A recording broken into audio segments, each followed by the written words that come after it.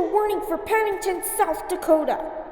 The following message is transmitted at the request of the Pennington Police Department. This is not a test. I repeat, this is not a test. You got to either evacuate immediately or shelter in place. There are fewer days left until we go somewhere bad. There are more than 15 clones of a meanie attacking the city of Rapid. Reports say that if one of the clones kills you, you will transform into one of the clones, and even affect the entire state of South Dakota.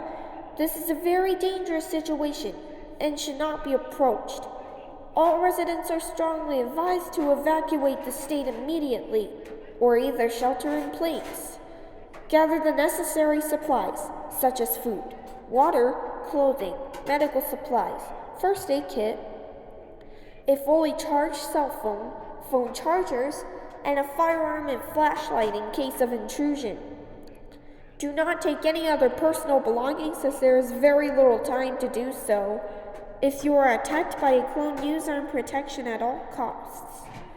Stay tuned to local media outlets for further updates.